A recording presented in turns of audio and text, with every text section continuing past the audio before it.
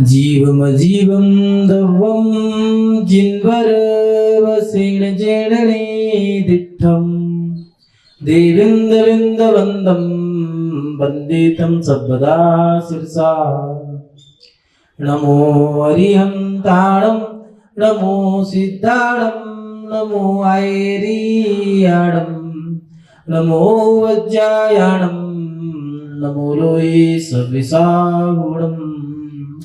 जय बोलिए अंतिम तीर्थंकर विनायक श्री महावीर भगवान की। परम पूज्य अभिक्षम ज्ञानोपयोगी आचार्य गुरुदेव श्री वसुनंदी जी मुनिराज की। अहिंसा में विश्व धर्म की। परम पूज्य श्रमण मुनि श्री श्रद्धानंद मुनिराज की।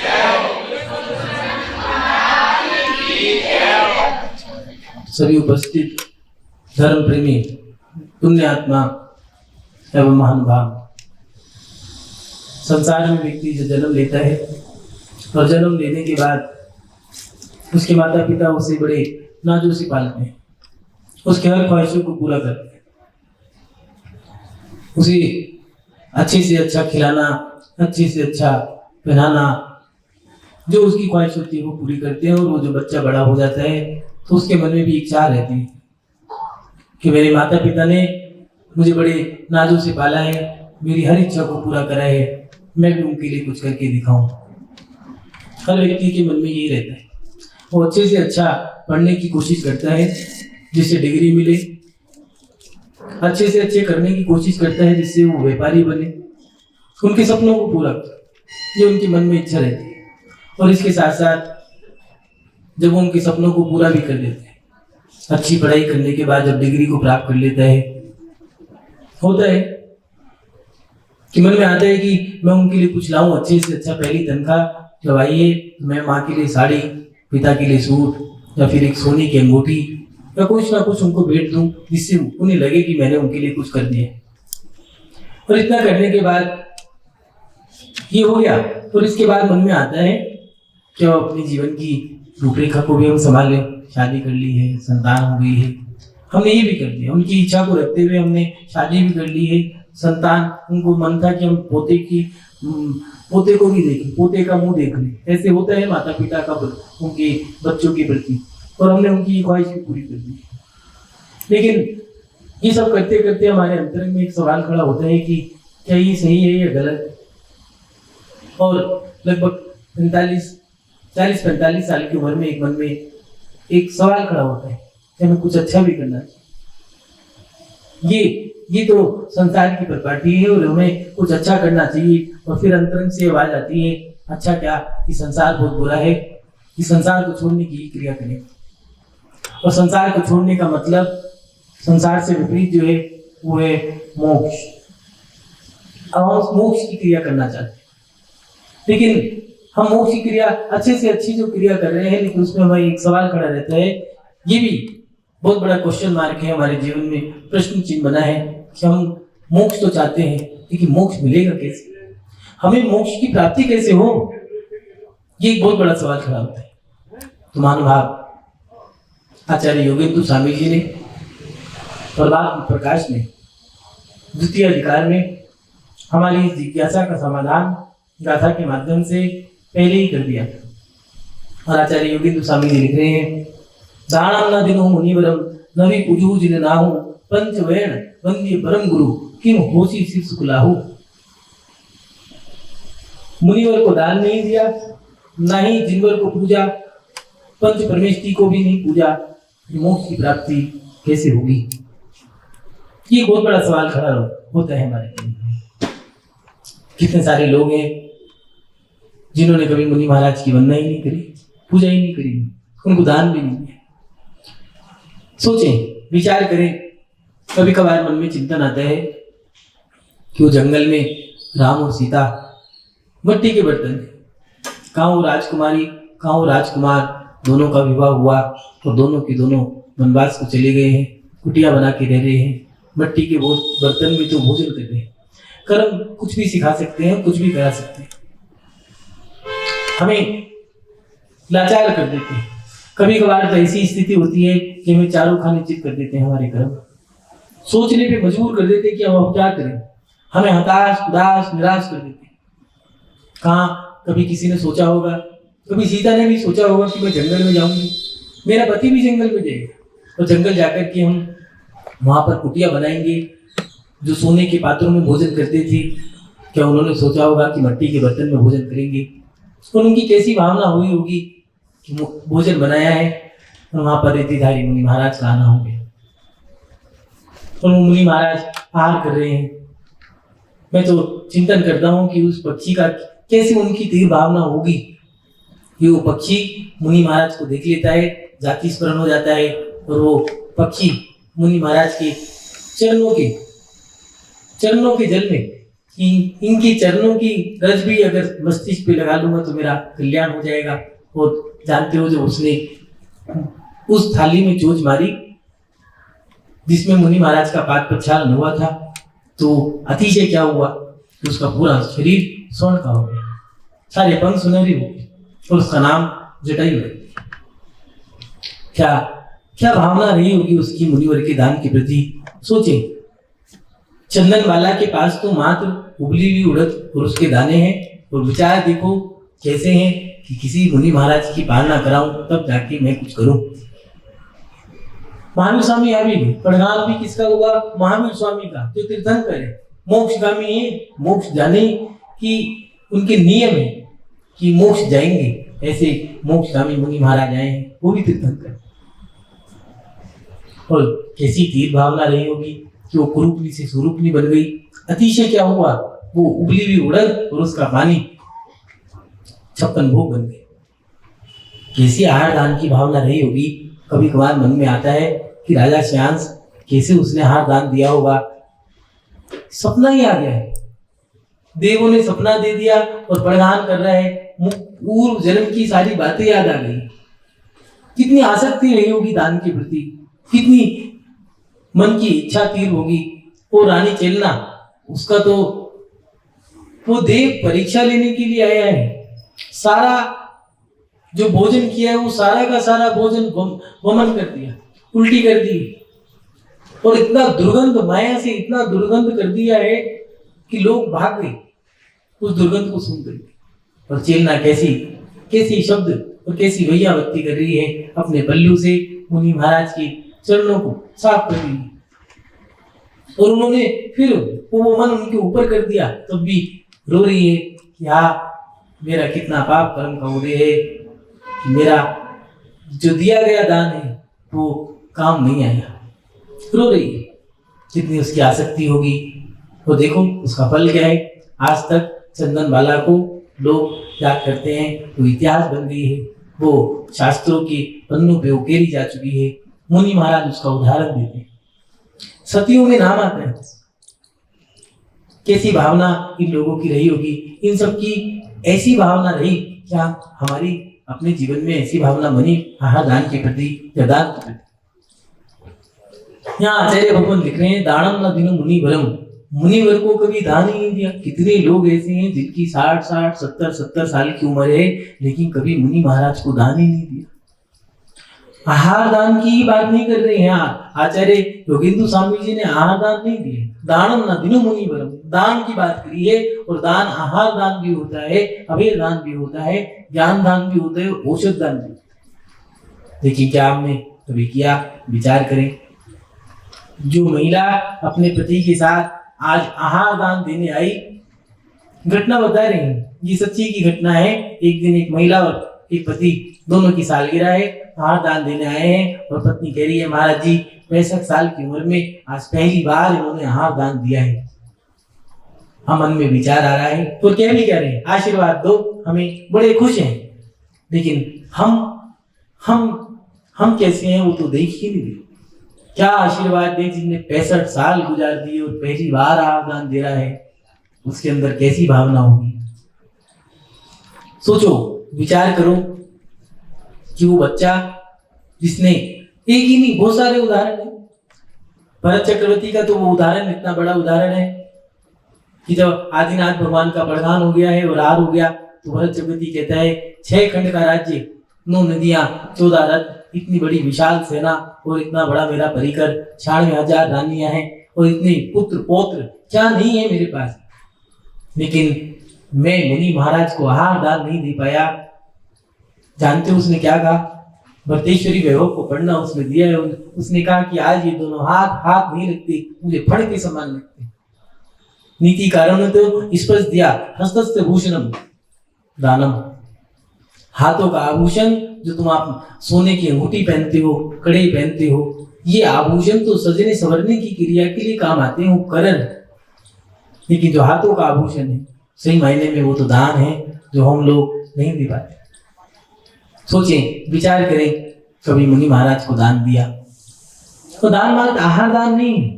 दान तो कई लोग तो ऐसे हैं जिन्होंने अपने जीवन में बड़ी सी बड़ी फैक्ट्री बना ली, बड़े से बड़े अस्पताल बना दिए होंगे, वेदालय बनाए होंगे, बहुत सारे औषधालय बनाए होंगे, लेकिन मन में कभी उनकी ये नहीं आया कि दिगंबर साधु जो हमारे सच्चे गुरु हैं उनके लिए एक कलम भी दान दे दे, लिखने के लिए कोई कॉपी। साधु माने मुनि नहीं होते, मुनि आदि का शावक शाविका चतुर्विधि संघ ऐसे दिए, बड़ा मुश्किल है, इसीलिए आचार्य महाराज ने दिया है दानम न दिनो मुनिवर। मुनिवर को दान देना ये भी दुर्लभ है, और क्या दिया या नहीं दिया। सोचें, विचार करें, क्या हमने ये क्रिया भी करी है या नहीं करी। और उसके बाद दे रहे हैं नवी पूजो जिन नाऊ, जिन्हें भगवान की पूजा नहीं करी। कुछ लोग ऐसे हैं जिन्होंने कभी भगवान की पूजा ही नहीं करी, और कुछ लोग ऐसे हैं जो मिसाल बन गए। वो माली की दो बेटियां पौड़ी पर बैठ करके मालाएं बनाया करती थी। ये पुरानी घटना बता रहे हैं चौथे काल की। फूलों की माला बनाया करती है, भगवान को चढ़ती है, और वो फूलों की माला उनका नियम है, पहली माला भगवान की दहलीज पे हम चढ़ाएंगे। और उन्होंने ये नियम बना लिया, अपने हाथ से दोनों माला बनाती, वो बनाने के बाद भगवान को चढ़ाती। और हुआ ये कि हाथ चढ़ाने जा रही हैं, तभी सर्प ने उनको ढस लिया। राजा सैनिक गंधर्व परमेष्ठी से जिज्ञासा पूछ रहे हैं कि देवों के पीछे आने वाली दो देवियां कौन है, ये इनके पीछे क्यों आई है, बाद में आना ये तो एक सभ्यता नहीं है। तो कहने लगे अभी अभी इनकी मृत्यु हुई है और मनुष्य लोक से देव लोक में जन्मी है। कैसे? तो उन्होंने कहा कि भगवान को पुष्प चढ़ाया करती थी, फूलों की माला, ये मालन थी, और माला पहली माला भगवान को चढ़ाती थी। आज भक्ति के भावों से चढ़ाने गई थी तो सांप ने ढस लिया और ये दोनों देवियां बन गई। सोचो, अब विचार करो, चिंतन करो कि अभी भगवान को चढ़ाई भी नहीं है, कैसी आसक्ति होगी उस भगवान के प्रति, कितनी अनुरक्ति होगी, कितनी लिप्तता होगी, कितने अंदर श्रद्धा होगी, कितनी भक्ति होगी कि मात्र सांप ने ढसा है और देव बन। सोचो, देव पर्याय में जन्म ले लिया है, देवी बन गई है और सोलर मिल की इंद्राणी बन गई। मोक्ष जाएगी, नियम से जाएगी। अभी तो कुछ करा ही नहीं है, दर्शन भी नहीं करे हैं, सांप ने ढस लिया।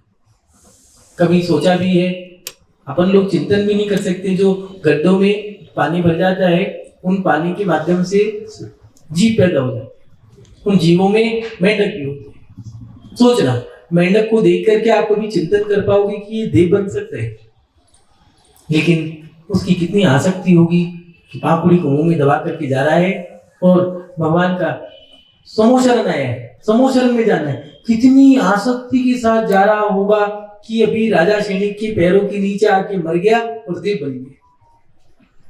अब सोचो कि दर्शन नहीं करे, समोशरण में नहीं गया, पौड़ी पे भी चढ़ जाता तो नियम है कि समोशरण की जो 20,000 पीढ़ी है उस पे भी अगर कोई चढ़ जाए तो वो भी नियम से मोक्ष जाएगा। वो तो अभी उस पे चढ़ा ही नहीं है, समोशरण में गया नहीं है, लेकिन कैसी उसकी आसक्ति, कैसी श्रद्धा, कैसी तीर भावना रही होगी भगवान के प्रति कि वो समोशरण के अंदर जाने से पहले ही प्राण त्याग दी और देव बन गया। ये हमारे साथ क्यों नहीं हो रहा है? विचार करें, हमारे साथ ऐसा क्यों नहीं हो पा रहा, हम क्यों नहीं बन पाए? देखो, भक्ति उनकी भी थी, वो सीता सती अग्नि को पानी कर दिया, ये एक अतिशय कहां से प्रकट हुआ। और उसके साथ साथ वो सोमा सती का तो बहुत बड़ा उदाहरण है कि मटके में हाथ डालती है तो सांप की जगह हाथ निकलता है, और से उसकी सांस डालती है तो हाथ की जगह सांप निकलता है। ये क्या है? और वो देखो चीर हरण हो रहा है और क्या कह रही है, ये भगवान मुझे तुम पर विश्वास है, मेरे शील में दोष नहीं लगेगा, और चीर बढ़ता जा रहा है। ये तो वेद व्यास जी ने भी महाभारत में दिखाया है, पूरा कांड दिया इसका अलग से।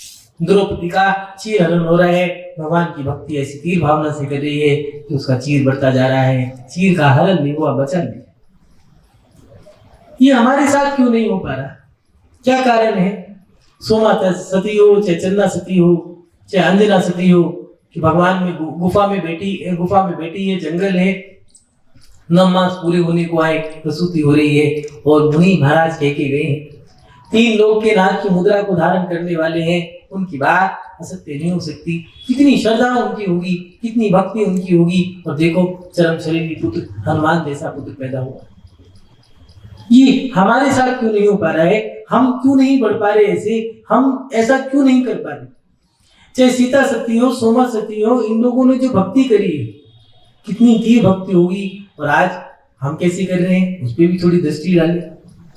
कभी कभार मन में विकल्प आता है कि कैसे कैसे लोग हो गए हैं, धर्मात्मा भी हैं और मंदिर जाने का भी नियम देना पड़े, जबकि अपनी शावक की षट आवश्यक क्रिया में देव पूजा, गुरु उपासना और स्वाध्याय तीनों दिए हैं, और उसके साथ साथ संयम तप त्याग भी दिया है। लेकिन क्या हम सही मायने में जिन्हें भगवान की पूजा कर भी रहे हैं?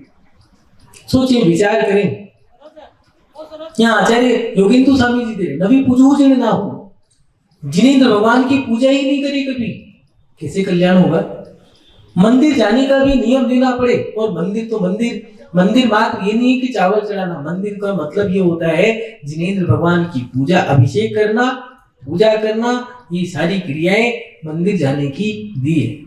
लेकिन अपन लोगों के पास क्या ये सब चीजें पालन करने की उसके लिए भी समय है या नहीं? और फिर देखें, कर तो नहीं रहे, फिर भी हम अपने आप को धर्मात्मा स्पष्ट बोल रहे हैं, हम धर्मात्मा है। कैसे धर्मात्मा है? मोक्ष चाहते हैं लेकिन करें कुछ ना, घर बैठे बैठे 100, 200, 500, 1000, लाख, 2 लाख रुपए ले ले और हमें मोक्ष दे दे। हमने ऐसी मेंटलिटी बना ली है, लेकिन 1 लाख 2 लाख देकर के मोक्ष नहीं मिलता। किसी हाट में, किसी बाजार में, किसी दुकान पे मोक्ष नहीं मिलता। अगर मिल जाता तो तीनों लोगों के जितने भी जीव हैं कि सब बयावर में आ जाते और आकर के उसी दुकान पे खड़े हो जाते, भैया मोक्ष दे दे। और वो अमीर तो क्या, विश्व का सबसे रईस आदमी वही होता। लेकिन ये बात भी सत्य है कि मोक्ष किसी दुकान पे, किसी बाजार में कहीं नहीं मिलता। मोक्ष हमारे पास है, लेकिन मोक्ष की हमें क्रिया करनी होगी, मोक्ष जैसा पुरुषार्थ भी करना होगा। और अब वो देखें कि हम कर रहे हैं नहीं करते। मुनिवर को दान नहीं दिया, जिन्हें भगवान की पूजा नहीं करी, मंदिर जाने का भी नियम देना पड़े, अभिषेक का भी नियम देना पड़े। कभी कभार तो शर्म भी आती है कि कैसे लोग हो गए हैं जिनके बीच में रह रहे हैं, मंदिर जाने का भी नियम देना पड़े और उसमें भी कहना पड़े जैन होकर के भी भगवान का अभिषेक तो कर लिया करो। सनातन धर्म के लोग तो थाली लेकर के, लोटा लेकर के, और सर को कुछ नहीं है तो रुमाल को कान के पीछे लगा करके, सर ढक करके अपना चले गए हैं, शिव जी के ऊपर हर महादेव करके लोटा डाल दिया, हो गया धर्म। हम उनकी क्रिया को देख रहे हैं, लेकिन हम क्या कर रहे हैं वो नहीं पता। बहुत सारे लोग कहते हैं सिखों के यहाँ गुरुद्वारे के बाहर जाओ तो चप्पल साफ करते हुए बहुत सारे लोग मिलेंगे, लेकिन हम नहीं कर सकते क्योंकि हमारी 1.5 इंची की नाक हमें करने नहीं देती। हम कैसी मेंटलिटी बना के बैठे हैं और कैसा हम जीवन जी रहे हैं, सोचिए, विचार करें। दान कभी दान नहीं करा, पूजा कभी पूजा नहीं करी, और मोक्ष की प्राप्ति भी चाहते हैं। दिया है अरब खरब की संपदा, उदय अस्त्रो राज, दान बिना सब व्यर्थ है, पत्थर भरे जहाज। कितना भी पैसा कमा लेना, सबसे गरीब आदमी वो है जिसके पास सब कुछ होते हुए भी जिसने कुछ ना दिया हो। और दूसरी बात, मन में जब सब कुछ कर लिया है, मन में खेद रहता है, मैंने अच्छी क्रिया तो कोई करी नहीं। जवानी में जो मन में है वो करो, लेकिन बुढ़ापे में आकर के हमें अपनी गलतियों का एहसास जरूर होता है। महाभारत में भीष्म पितामह जब शैया पे पड़े थे, बालों की शैया पे, द्रोणाचार्य जी जाते हैं और कहते हैं क्यों, क्या सोच रहे हो पितामह? तो कहने लगे बस अपने जीवन का लेखा जोखा दिख रहा था कि मैंने क्या खोया क्या पाया। उन्होंने कहा क्या लेखा जोखा, जो देखा है तुमने उसका क्या हिसाब मिला, क्या फल मिला? तो कहने लगे बस खोया ही खोया है, पाया तो कुछ ही नहीं।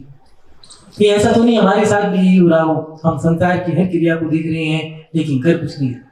और जब हम करने का मन बनाते हैं तो पता चला हमारे हाथ से वो उम्र नाम की जो बहुमूल्य वस्तु थी वो तो समाप्त हो गई। हमारा शरीर जीर्ण शीर्ण हो गया है। हम करना बहुत कुछ चाहते थे लेकिन अब वो भी हमें जवाब दे चुका है।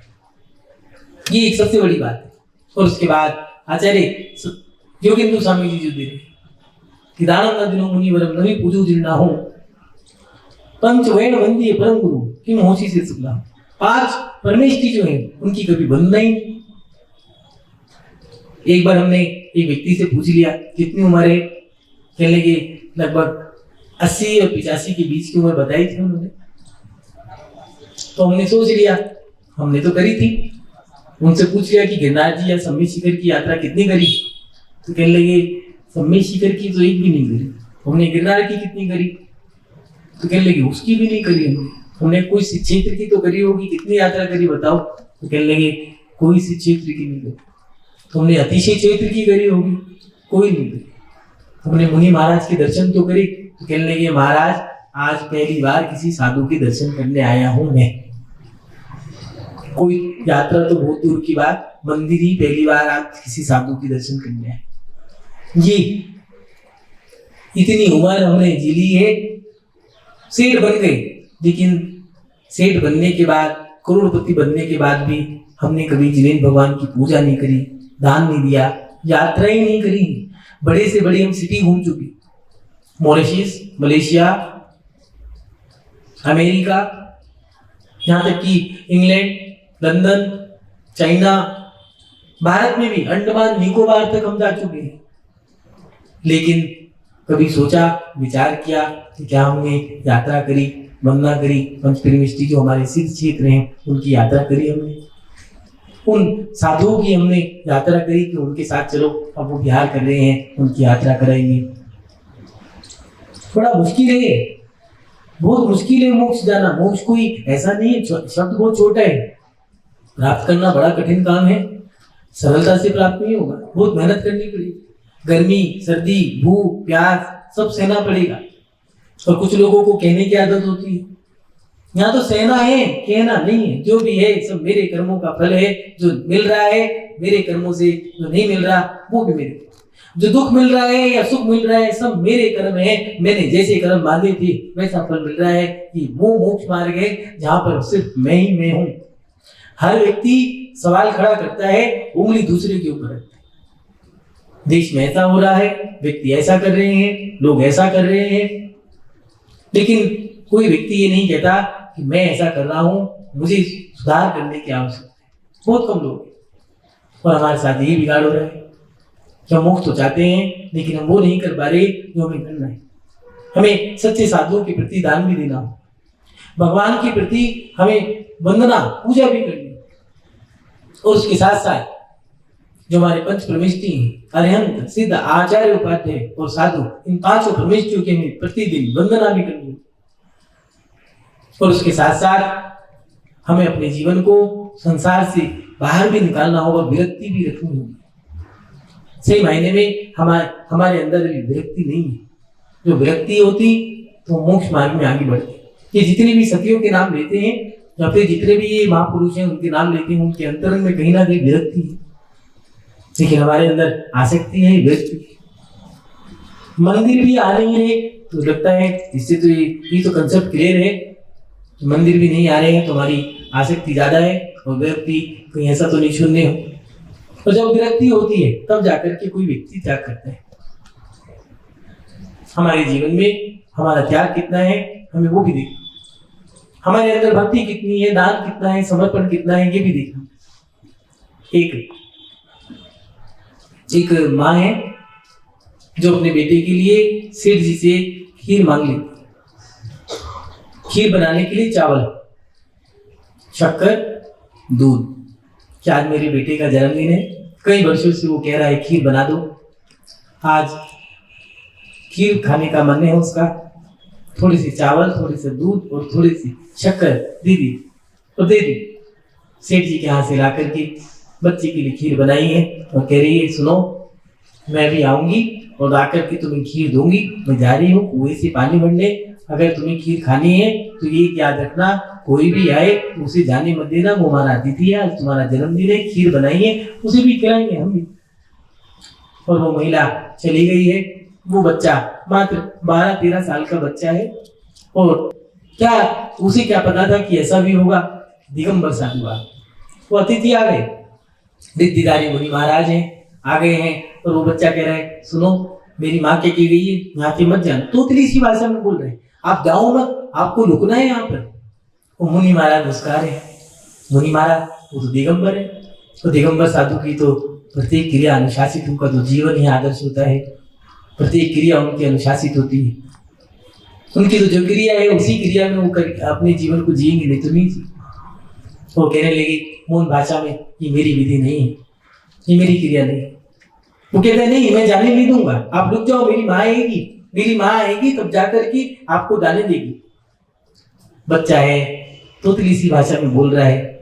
मुनि महाराज करुणा की भावना से देख रहे हैं, जाने लगे, पैरों से लिपट जाते, मैं नहीं जाने दूंगा। क्या करें मुनि महाराज को, मुनि महाराज उनका दिल तो पत्थर का है, पत्थर फूट सकते हैं लेकिन उनका अनुशासन नहीं टूट सकता। तभी सामने से उसकी माँ आती है और वो मटका लेके आ रही थी, मंगल कलश, और उसी से प्रदान कर लिया। मुनि महाराज को पड़गा लिया है, आहार दे रही है, मुनि महाराज ले रहे हैं और अपने हिस्से का दे दी। चलो कोई बात नहीं, मैं भूखी रह लूं, मेरे बेटे का जन्मदिन है। मुनि महाराज आए हैं, अतिथि आए हैं, 3 लोग के राज की मुद्रा को धारण करने वाले ऐसे मुनि महाराज अपना हिस्सा अतिथि का तो दे ही देती है, अपना भी दे देती है। बेटा कहते हैं माँ और दे, मेरा भी दे दे। सारा भोजन देने को तैयार है। और मुनि महाराज वो ऐसी करुणा को धारण करने वाले हैं कि सारा भोजन समाप्त नहीं करेंगे, थोड़ी सी खीर बचा करके चले गए। और जानते हो उसकी माँ ने, उसके बेटे ने, दोनों ने खीर खा ली है, सेठ जी को भी दे दी है, सेठ जी के बच्चों ने खा ली है, पूरे गांव ने खा ली है। तो पता लगा हमारे यहाँ तो रिद्धिधारी मुनि महाराज आए थे, आचीन रिद्धिधारी मुनि महाराज, जिनके माध्यम से खीर ही समाप्त। सोचो, विचार करो, कैसी तीव्र भावना, कैसी भक्ति होगी। उस बच्ची जैसी भक्ति हमारी है। माँ ने कहा है तुम्हें आपको नहीं जाने दूंगा। क्या हमारा ऐसा श्रद्धान है कि जिनवाणी में लिखा है तो हमें ऐसे मोक्ष को ऐसे ही प्राप्त करेंगे। और दो, मेरे हिस्से का भी दे दो। क्या मन में आया कि हम भी ऐसा ही दान करें? कभी ऐसा मन में भगवान के प्रति ऐसी श्रद्धा रही जैसे उसकी बच्चे की माँ के प्रति? सोचें, विचार करें। मान भाव मोक्ष तो हर कोई चाहता है, मोक्ष प्राप्त करने के लिए बहुत मेहनत करनी पड़े। सवाल खड़ा रहता है मोक्ष कैसे प्राप्त करें, मोक्ष की प्राप्ति कैसे हो? तो यहाँ आचार्य समन्वय स्वामी जी कह रहे हैं, मुनिवर को दान दे करके, जिनेन्द्र भगवान की पूजा करके और अपने जीवन में पंच प्रविष्टि की वंदना करें। इसी के माध्यम से आपको मोक्ष मिलेगा। ईमानदारी से, सच्चाई के साथ, पूरी निष्ठा, श्रद्धा, भक्ति और समर्पण के साथ करें, तभी जाकर के मोक्ष मिलेगा। महानुभाव, आप सभी लोग अपने जीवन में इन सूत्रों को ग्रहण करें। मैं तो आपकी इस प्रति यही भावना बांधता हूँ कि आप भी एक दिन मोक्ष शाश्वत अवस्था को प्राप्त करें। इन्हीं सब श्रृंखला के साथ अपनी वाणी को विराम देता हूँ। जय बोलिए परम पूज्य आचार्य गुरुदेव श्री वसुनंदी जी मुनिराज की, अहिंसा में विश्व धर्म की।